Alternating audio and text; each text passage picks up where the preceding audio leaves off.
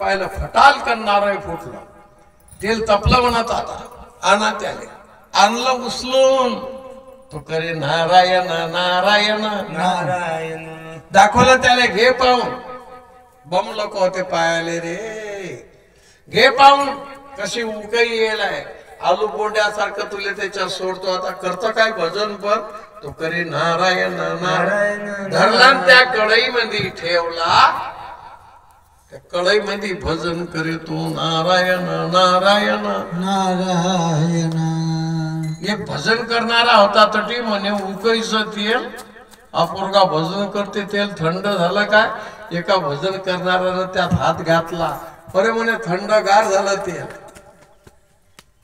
शिपाई म्हणे उकई येईल तेल थंड झालं एका शिपायानं हात घातला फकुलाच निघला हाताचा व माय व काय करायचं आता गेले सांगेले शिपाई राजा तैल्या नाही जात नाही हे बाई याचा हात दाखव रे तेल नाही तपू दिला का म्हणे तेल तपू नारळ फुटलं कुठे आहे तो म्हणे अंगणात काय करायचं आता हिरण्यकश्यप म्हणे सारा हिर्या थर थर कापते आणि टोंगा एवढं पोरगा ऐकून नाही राहिलं आता काय कराव काय मग भागवतात वर्णन आहे आता त्या हिरण्यकश्यपूच्या बहिणीचं म्हणजे प्रल्हादाची आत्या प्रल्हादाची आत्या होती हिरण्यकश्यपूची बहीण त्या आली त्या हिरण्यकश्यपाजवळ म्हणे का रे अरे तू राजा असं कपायला हात लावून बसला त्या सिंहासनात म्हणे बाई सारा हिर्या थरथर कापते म्हणे टोंगाय पोडगा ऐकून नाही राहिलं काय करू म्हणे आता म्हणे मारून टाक ना मग म्हणे तो मरत नाही ना म्हणे तो काय नाही मारणार मी मारतो त्याला म्हणे कशी मारशील तू अरे म्हणे मला अग्निदेवता प्रसन्न आहे मला काही चटका लागत नाही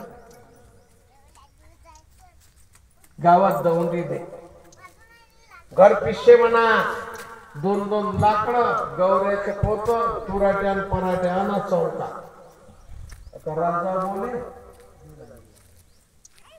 बापू लोकांना दोन दोन गाड्या लाकडं आणली पराठ्या तुराट्या गौऱ्या आत्याचं नाव होतो होलिका फक्त प्रल्हादाच्या आत्याचं नाव होलिका जन्माची ठरवली बापा सद्गुरुनाथ महाराज शुकदेव सांगतात परीक्षिती राजा आली ते होलिका हे सांगल्याने चौकात जागा झाडून काढा पाणी शिपा सोबत हे लाकडं लावा पहिले लाकड गोल लाकडं लावले मोठे मोठे त्यात गौऱ्याने त्याचा वटा केला आणि त्याच्यावर बसली ते आणा म्हणे आता त्याला माया मांडीवर प्रल्हादान लोक म्हणा बाबू रे तुझ्या त्याला अग्निदेवता प्रसन्न आहे तिला चटका नाही लागत असा इस्तो हाती घेतला तर तिला चटका ना लागे तिला अग्निदेवता प्रसन्न होती ते प्रल्हादाच्या आत्याला तेव्हा बाबा तिला चटका नाही लागत प्रल्हादा म्हणणारे जय जय हिरण्यकश्यपू पण तो करे नारायण देह जाओ अथवा राहो चरण न सोडी सर्वथा आन तुझी पंढरीनाथा सद्गुरु गजानन महाराज की जय काय करायचं आता बसली ते त्या गौरेवर आणला प्रल्हादन त्याला तिच्या मांडीवर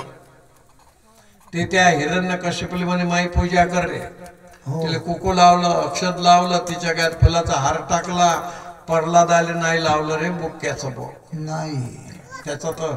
खकाना होय तो नारायण नारायण नारायण त्याचा खकानाच होय काय करायचं आता त्याला मांडीवर आणि तिने सगळं मोठे मोठे लाकडं लावा आता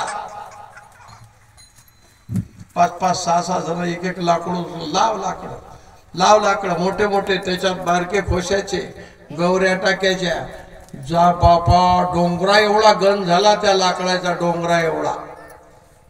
सारे खेड्यापाड्याचे लोक पायाले रे ते काय करायचं आता डोंगरा एवढा गण झाला घाटलेट टाकलं खायचं तेल टाकलं खोबऱ्याचं तेल टाकलं तूप टाकलं त्याच्यात आणि त्या हिरण्यकश्यपूला म्हणत तुमच्या शुभ असते द्या चतो दिली काडी लावून त्याला धडाल कंचतलं बापा ते हो पराड्या चटल्या तुरड्या चटल्या गौऱ्या चटल्या गौऱ्यानं लाकडं चतवले जा चतत चाललं सारे लोक पाहायले गावोगावचे चतत चाललं शुकदेव सांगतात परीक्षिती राजाचे चतत चतत त्याच्या लोक गेलं हो